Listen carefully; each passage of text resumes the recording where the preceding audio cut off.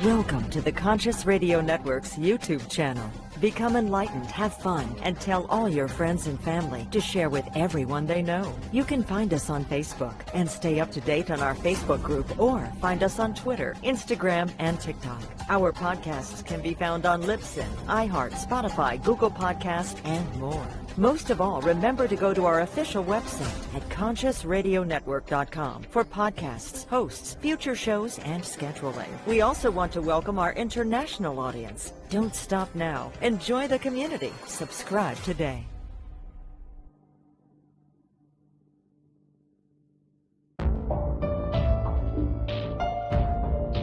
This is the Conscious Radio Network.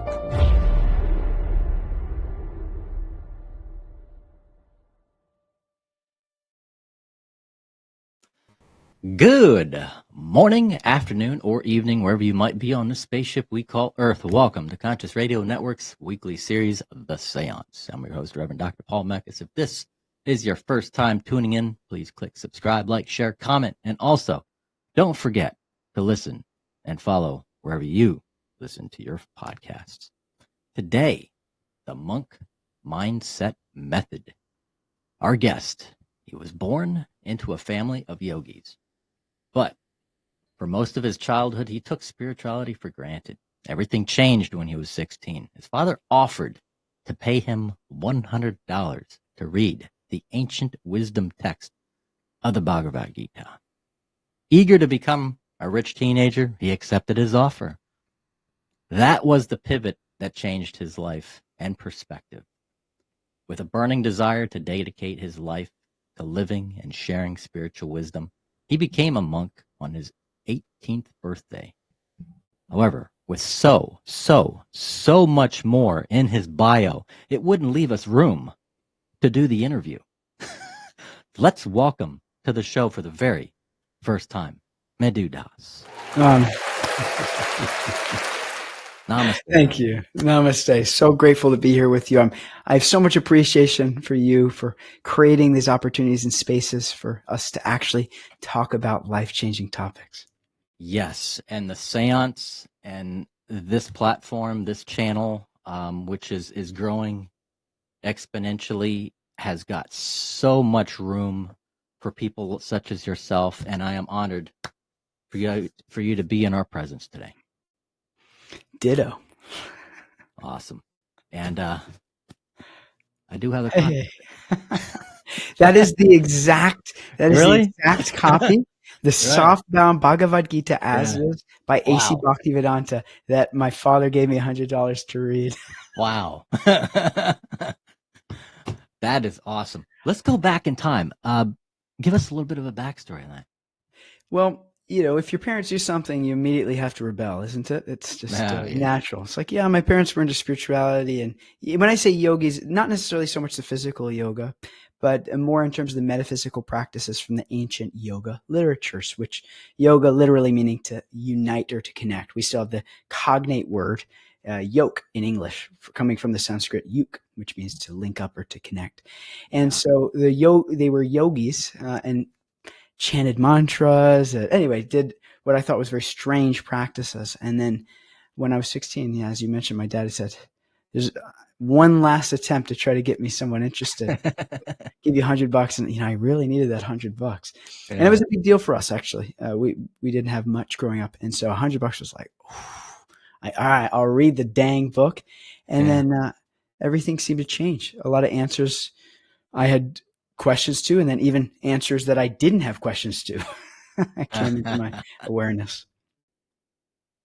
Yeah, it's a powerful book, very powerful. And now, where you have a website, which is actually scrolling at the bottom here, the Madhu Life. What does that have to offer, and how did you build that up? Sure. Well, we took a lot of the tenets from the ancient yoga literatures, like the Bhagavad Gita, which, by the way, it's only 5,000 years old. That's it.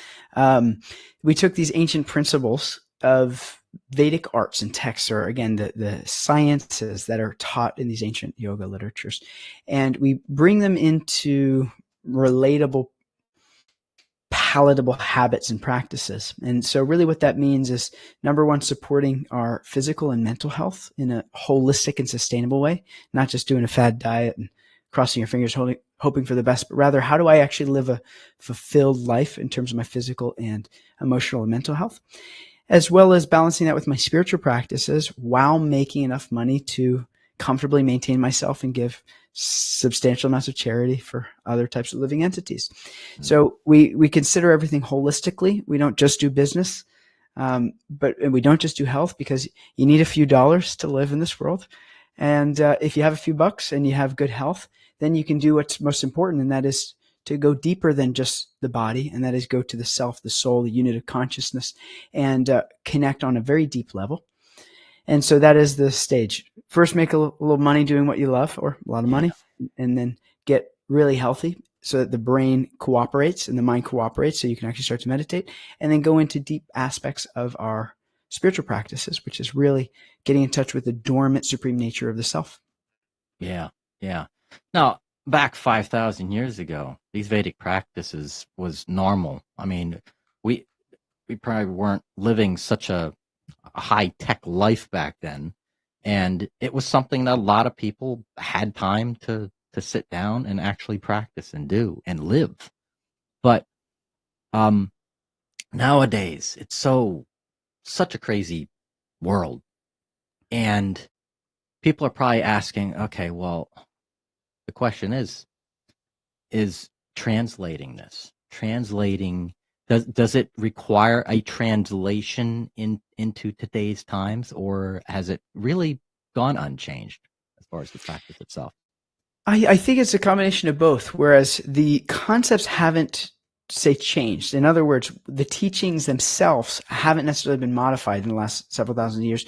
But even 5,000 years ago, 500 years ago, 5 minutes ago, we're always dependent on some forms of translation, because really what that means is taking a concept and being able to present it in a palatable, accessible way for the listener. And so these concepts have never been presented outside of the realm of learning them from authoritative sources. In other words, finding somebody who can translate, even if it doesn't mean from Sanskrit to English, or fill in whatever language we're referring to. But even if it's in the same language, how do you actually translate these concepts into my life in a way that I can take to them and actually start to practice them, and not just read them like a cute quote to put on my Instagram feed, but how do I actually bring them into my day-to-day life to make a type of transformation and live a successful life, which really means you wake up every day and do the types of things that you want to do while improving your quality of life and the quality of life of other living entities. Yeah. Yeah. And I have listened, I've been to some chants and stuff, especially actually sung or meditated in the actual Sanskrit. And it's amazing when you hear it. It's wow. It releases a specific type of energy that anybody, especially I, can feel it with these mantras. Now, do these mantras with that are sung in Sanskrit? I know the answer to this, but getting into the metaphysical aspect, that these particular words, these sounds, the way they're sung in Sanskrit, the ancient text, give off specific frequencies that can change cellular aspects within the body or whatnot. Yeah, unfortunately, with instruments that we now have with technology, we can actually test that, and we can see many studies that have been done of how not only our mind can change from these mantras, but from a cellular level, literally our biology changes.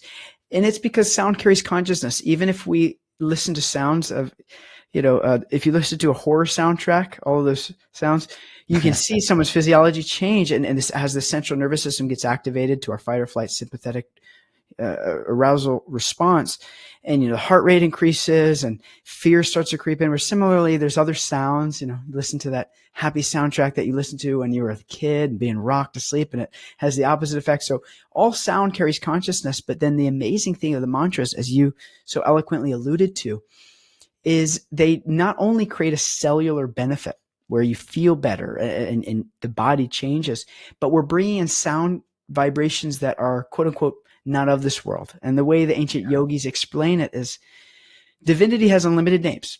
There's unlimited ways to approach and call out for divinity. And these ancient Sanskrit mantras, they are different divine names. And so whether you chant it in Sanskrit or English or you fill in the blank, whatever language it might be, there's different ways of calling out to divinity. But what makes Sanskrit unique is that it's a metric language, which means it's different than, say, in English, we say tomato, tomato. We've all heard that. But in Sanskrit, every single syllable is accounted for. So an example might be, instead of saying something in English, I'll just give you mantras like Om Namo Bhagavate Vasudevaya, where in Sanskrit, every single syllable, there's a specific way to pronounce it and a specific cadence. And so for preservational purposes, it's so helpful because the way it was chanted 5,000 years ago and the way it'll be chanted in 5,000 years is the same because the way the language is put together. Wow. Now you have this method that you've created. It's called the monk mindset method. What is this? It's functionally a systematic approach to train the mind to cooperate in favor of your goals. In other words, the mind can be the best friend or the worst enemy. Mm-hmm. To the extent that we can teach the mind to, again, the word that we use is cooperate. We don't necessarily, you can't force it to do anything, but we get it to cooperate to propel us in the direction of our dreams and of our goals. To that extent that we can get it to cooperate is to the extent that we will be successful in achieving said goal. And so the monk mindset method is a formula that I learned and then further developed and expanded upon while living in a monastery for 5 years on and off of India and different monasteries throughout the West. Yeah. For how we can sustainably hit our goals and not just write them down and hope for the best, but really how do we change ourselves from the inside and start to master the mind so that externally through our habits, practices, character, and values that we project in this world, how do we guarantee success in the goals that we want? Yeah. It's kind of like a law of attraction, mind over matter, ask and you shall receive, knock and the door shall be opened into you. I mean, there's so many different phrases out there. Is being able to control the world. I wouldn't say the world around us, but to be able to sort of regain our power back and learn how the secret of gaining control over life. Yes. The most powerful and dangerous weapon in the world is the mind. And it's the only thing within our control, actually. What else in this world is actually in our control?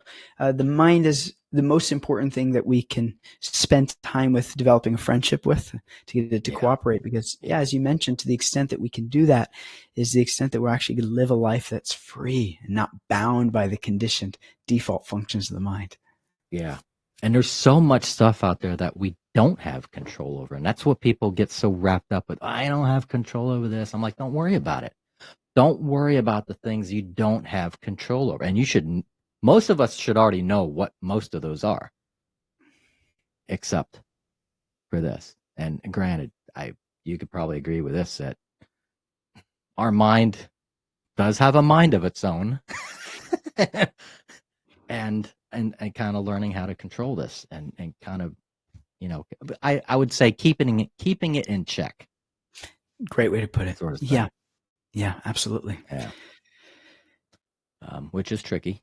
So, it definitely takes time. Like anything worth living for, right? It takes time to develop. But the cool thing is, what else in this world is there worth developing than control over the mind? Because, as you really well expressed, that since we're not the mind, we can change it. And we know we're not the mind because we could witness it. We can observe its fluctuations and then we can change it. And so we can see that we're different than the mind. And just like we're different from the body, we might identify, I'm Madhu, from Southern California. And anyway, I could list all of the external designations.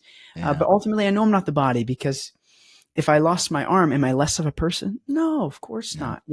Every single breath, I'm taking a new breath in a new body. You can't breathe in the body twice because every cell is changing at every second.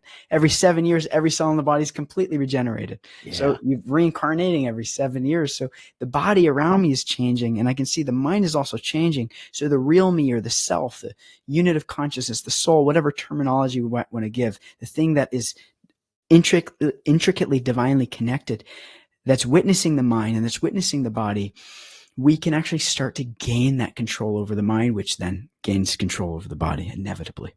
Oh yeah. Yeah. So what are some of the principles, the first steps into starting to gain control of one's life and taking control over this? Yes, we have to have a game plan. Nothing happens in this world randomly. Everything is coming from intelligence. So every single thing we can see in this world, we might think it's random, but that's our lack of understanding of how, say, the laws of the universe function. And so everything works with intelligence. And so what that means is we must go to a conscious place and start to figure out what exactly is it that we want to be doing in our life, first and foremost, because unless we connect the direction we're moving in our life to a real desire, it's not going to get us far. As long as we do things that we think we should be doing, there's only so far we can push that vehicle per se. We need to connect it with intrinsic desires, things that are unique to our psychophysical nature and the things that we want in life. When I say desires, I don't just mean the cool car or whatever it might be. It also means, like, how can I actually be a contributor? How can I actually be of service? How can I actually change the lives of others as well as the life of myself? And step number one is figuring just that out. And I always say the shorthand monk mindset method version is as follows: is turn everything with an off switch off and sit down in a room and shut up and tell everyone, hey, leave me be for 30 minutes or whatever it might be, and get a pen and a legal pad and start to write down all of the things that you truly want in your life, all the things that you want. And as soon as you think you're done, write 30 more. And once you have an extensive list, the next step from there is write down your values, so that you can prioritize those. What's actually important to me? When I look at these, and in this way, we can see what's the priority. What do I need to focus on the most?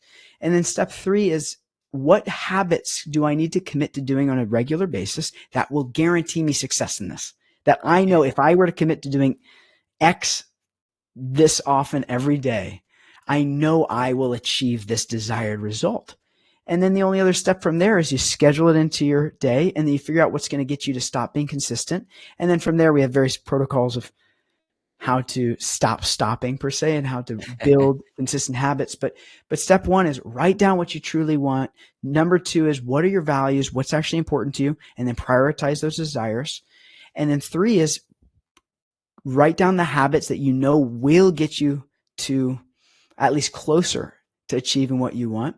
And then start to schedule it into your day, and then just don't stop. That's where we get into more nuance, of course, but then just don't stop. And if you simply do that, the worst case scenario is you know what you want in your life and you have a clear vision of how to get that. But the best case scenario is you also achieve those things that you want. Yeah. Yeah.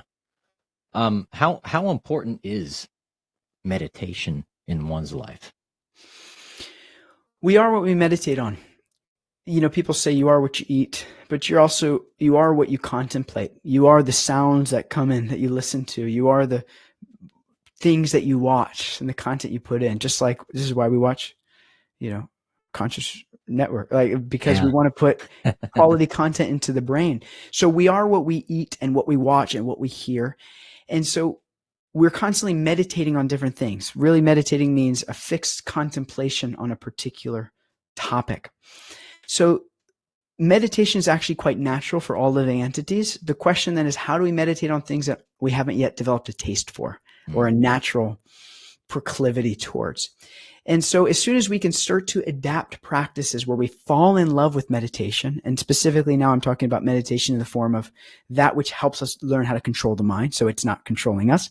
Yeah. To the extent that we can develop a commitment and discipline, which will ultimately, hopefully, help us fall in love with the meditation practice, we can have freedom. We can have freedom in our life because we're not bound by the fluctuations and the reactivity of the mind. And so it's essential. Everyone does it all the time. And then the real question is then, how do I start to integrate meditation in my life so that I can fall in love with it and do it every day, like I shower or like I brush my tooth?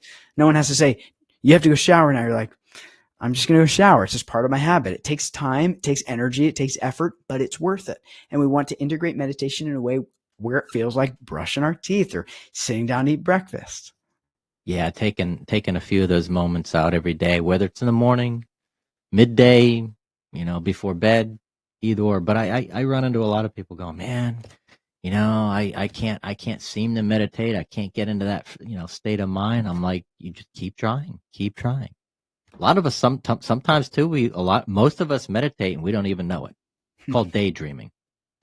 Yep. Absolutely. Well said. And yeah, the thing with meditation too is it's like, when's the best time of the day to drink water? It's like as often as you can. So when's the best time of day to meditate? It's like, as you pointed out, it's just a matter of taking a little time. And I always tell people, if you say I can't meditate or I tried it doesn't work, you just haven't tried the right meditation. I know that was my case for years up until finding the meditation I still do, and I've done for well over a decade now, of mantra meditation. I always thought, oh, meditation doesn't work. Oh, it's boring. I hate this. And so I always tell people, you just haven't found the right meditation yet, because every mind has different ways it needs to be engaged according to its conditioning. And so finding a way to actually engage it with, in my opinion, ancient meditations that people have been doing for many tens of thousands of years, if not longer. We want to find those practices. And then we start with like a minute a day. And then once we do a minute a day for a week, we do 2. And then we do 5. And then we do 10. And we slowly but surely move up, just like working out. If you got to start working out, like don't start going to the gym for 2 hours a day. You're gonna, if you're like me, you'll start crying quickly and be like, oh, I'm going to get out of this place. But no, it's like you do, could we just take a walk around the neighborhood for the first week? And then maybe what if we just start to like lift those 5-pound weights? And like this, we just gradually, slowly strengthen the muscle of the brain through the meditation process. And there's definitely meditations that are more accessible than others. That's for sure. Oh yeah. Yeah. And repetition, the more often you do it, it gets comfortable, so to speak. You get used to it, and then you can. I think the longest I've done was probably about an hour. Like, amazing. Almost lost myself in that one. So, how can people reach you? Well, on all platforms, Madhu.life, it's MADHU.LIFE. That's on Instagram. That's on LinkedIn. That's our website name. On any platform, Madhu.life, it's there. And we make all of our content free, actually. So with our business, it doesn't make a lot of sense. Somehow or other, we sell all the implementation. People who don't want to do it themselves, but we give away all of our content for free. That's from mindfulness and meditation to yoga and Ayurveda to our conscious closing systems of showing people how we grew our holistic business in multiple 7 figures. And in this way, how can people actually start to increase their quality of their life? And we just give all that content for free. So if anyone finds me on any platform, really, and sends me, how about this? What you have to send me the word seance. Let's do it. Send me the word seance. And then not only will I gift you access to our free community with more courses probably than you know what to do with, but I have a specific exercise that it's not there that I like to gift you. Only those who are coming through this podcast, that is. Yeah. I have a specific one which is dedicated towards what we call it, like how to improve one's consciousness. In other words, how does one become more of a conscious entity?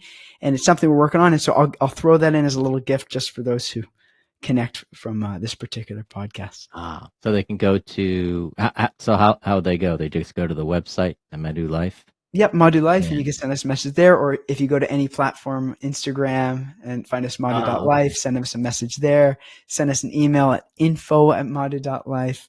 Yeah. Any platform, choose a platform, and if you send us the word seance, not only will we get you access, but I've got this really fun exercise I'm excited to share with your people. I'm excited. Ooh, yeah. Cool. So everybody, don't forget, go find them on Facebook, Instagram, website, any of the platforms. And you do have a YouTube channel? I believe. Comment something. Hey, I saw you on the seance. You don't, just have the word seance somewhere. Yeah. As long as you say seance, I know it's coming from there. Yes. Put it in all caps or something like that. Make it stand out. Yell it. And you'll have something special come your way. Oh yeah. So before we end the show, want to give you a few minutes as a takeaway. Give a takeaway for our audience today. Well, one thing I always like to share is that if you want happiness, look towards service. Everyone, especially while I was a monk and still to today, everyone says, I want to be happier. I want to be, I want to live more bliss in my life, etc. And the easiest, quickest, most efficient and real path towards happiness is developing a life of service. And what that means is always asking ourselves the question, how can I serve? How can I serve? And that doesn't mean you serve from a place of lacking, where a drowning lifeguard can't save anyone. So if you're not in a strong place, of course, get strong and then serve. But wherever you can in your life, contribute, because taking never provides happiness.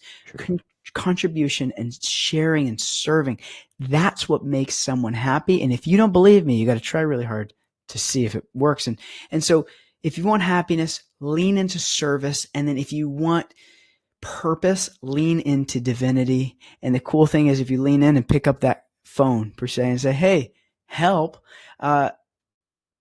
you're never left on the ringer. The other line always picks up. And so happiness, go towards service, and fulfillment and purpose, look up. Oh yeah. We definitely don't look up enough.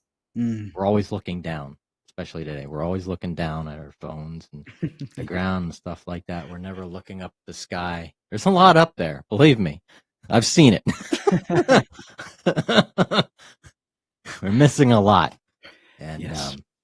And I definitely do agree. Being of service, we're all naturally social creatures, and we are here to help one another and being of service to one another.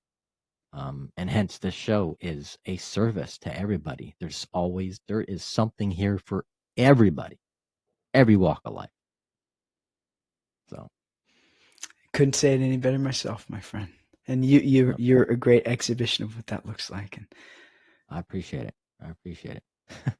Now your travels. I mean, you've been everywhere. I mean, too many places. Yeah. Now I was in China and went in China and Cambodia. I went to the Buddhist temples in Cambodia. I went in Angkor Wat. Have you been there? I actually haven't been to Angkor Wat yet, but yeah, very familiar with it. I gotta say, go put that on your list. Yes, and it's still active. It's unbelievable. The energy of that place is just wow. And then the Buddhist temples in Shanghai. Really cool. Yeah, it's amazing. You go to these places where people have dedicated through long hours, days, lifetimes to these practices, and so that energy is palpable when you go to these places of fixed attention and determination. Yeah, certainly. And those are places. It just has an energy that you don't pick up or feel it anywhere else. I mean, you can go to a monument somewhere and just go, oh wow, look at that. You just don't feel anything. It's that energy. You go to a Buddhist temple that's been there for hundreds, if not thousands of years, and you just stand there. You don't have to do anything. You just stand there. You could just feel the energy. It's hard to explain it. It's crazy. We'll have to do a field trip all together. Yes. Yep. Madhu. Namaste, my friend. Namaste. Namaste to you, my friend. Thank you again for creating such an opportunity where we can actually have these types of discussions. And, I'll just share that if you guys heard anything today, the best way to keep it fresh in the mind is share it with someone else. Start with that service. If you heard something that you're like, you know what, I want this to stick with me. I want to keep these ideas with me. All you got to do is start telling people. And then before you know it, people are going to start liking you even more. They go, hey, that person's a real catch. That person's a real thinker, And so I hope that you can all take some of this information as a stimuli to get further curious, because certainly you know that you all deserve more peace, more happiness, more contentment, more purpose in your life. And these ideas are just stimuli to trigger, wait, maybe I should look a little more into this. And hey, like that book you held up in the beginning, that Bhagavad Gita as it is, that started me off. So what a nice... This and anybody wants to go check out Madhu.life, and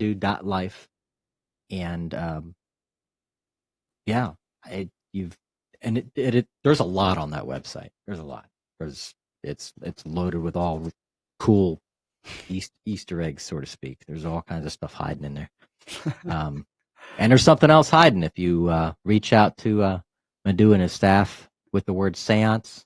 Yes. There's some more magic coming your way, definitely. Certainly.